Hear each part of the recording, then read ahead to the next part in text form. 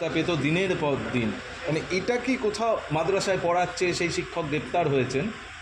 বাংলাদেশের sleeper sell এইভাবেই এ রাজ্যে ছড়াচ্ছে। আমরা ততদিন ধরে এটাই বলে আসছি, আজকে প্রমাণ হয়ে গেল তো যে মমতা বন্দ্যোপাধ্যায় এটাই করেছেন, বাংলাদেশি নাগরিকদেরকে নিয়ে এসে এখানে এখনও চলছে, এখনও সমান তালে এই বিষয়গুলো চলছে এবং আগামী দিনে চরম বিপদের সামনে পশ্চিমবঙ্গ পড়তে চলেছে যদি মানুষ সাবধান না হয়।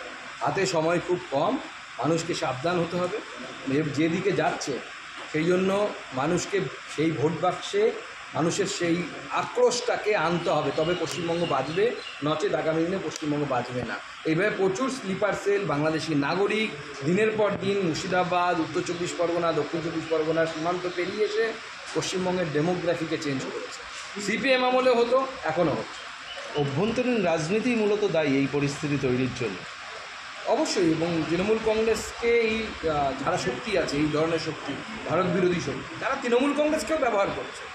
তৃণমূল কংগ্রেস আর বিজেপির পার্থক্য হচ্ছে তৃণমূল কংগ্রেস ভোটের স্বার্থে ব্যবহার হচ্ছে, বিজেপি ব্যবহৃত হয় না, কারণ দেশ আগে, কান্ট্রি ফার্স্ট, তারপরে পার্টি। তৃণমূলের ক্ষমতা ফার্স্ট। রাষ্ট্রপুঞ্জে নিরাপত্তা পরিষদের সদস্যদের কাছে ভারতের সংসদীয় দল যাবে, নেতৃত্ব দেবেন শশী থারুর, আর সেখানে তৃণমূলের কোনো প্রতিনিধি নেই, মানে কারণ তো দেখুন, তৃণমূলের প্রতিনিধি নিয়ে যাওয়ার কনফিডেন্স মাননীয় প্রধানমন্ত্রী পাননি। কোন নেতা কোথায় গিয়ে কী বলবে তার ঠিক ঠিকানা নেই, কোথা থেকে নিয়ে দেবে বলুন তো। তৃণমূলের যদি সিনিয়র মোস্ট সাংসদদেরকে ধরতে হয়, সুদীপ বন্দ্যোপাধ্যায়, উনি এই মুহূর্তে তাকে জেলা সভাপতি থেকেই সরিয়ে দেওয়া হয়েছে, অতএব পার্টিই তাকে সাইড করছে।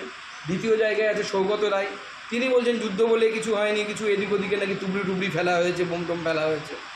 যাকে যুদ্ধের হয়েছে কিনা, যুদ্ধ হয়েছে কিনা প্রমাণ দিতে গিয়ে ভারতীয় সেনাবাহিনীকে মনে হয় আগামী দিনে ব্রহ্মসের সাথে সৌগত রায়কেই বেঁধে তারপরে পাকিস্তানে পাঠাতে হবে, এরকম পরিস্থিতি। তাকে আপনি অন্য দেশে পাঠাবেন, তো ওখানে গিয়ে কী বলে আসবে তার ঠিক নেই, বাংলাদেশের পরে হয়তো কথা বলে চলে যাবে। শশী থারুরকে নেতৃত্বে আনার কংগ্রেস বলছে যে তারা কোনো শশী থারুরের নাম তারা পাঠায়নি, অন্য 4টি নাম তারা পাঠিয়েছিল। দেখুন, বিভিন্ন লোকদেরকে নেওয়া হবে, এ নাম পাঠাতেই পারে কংগ্রেস, কিন্তু মাননীয় প্রধানমন্ত্রীর তো এইটুকু মানে আছে, স্বাধীনতা আছে। যেমন অটলজিকে পাঠিয়েছিলেন তৎকালীন প্রধানমন্ত্রী স্বাধীনতা না এটা, তিনি কাকে পাঠাবেন। মাননীয় প্রধানমন্ত্রীর মনে হয়েছে যে শশী থারুর একজন শিক্ষিত মানুষ, বিশেষ করে বিদেশ নীতি, পররাষ্ট্র নীতি কী হবে সেটা নিয়ে শশী থারুরের অগাধ পাণ্ডিত্য আছে, এই ব্যাপারে তো কারো অস্বীকার করার জায়গা নেই। আমাদের রাজনৈতিকভাবে উল্টো দিকে উনি থাকতে পারেন। আমি ওনার সাথে কমিটিতে ছিলাম একসাথে, আমরা দেখেছি, শিখেছি ওনার কাছ থেকে। তো স্বাভাবিকভাবে সেরকম একজন পণ্ডিত ব্যক্তিকে বেছেছেন মাননীয় প্রধানমন্ত্রী, যোগ্য ব্যক্তিকে, যিনি এক্সটার্নাল অ্যাফেয়ার্স বোঝেন।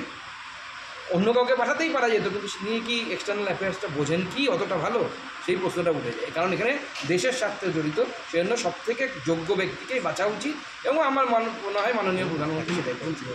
আর বিকাশ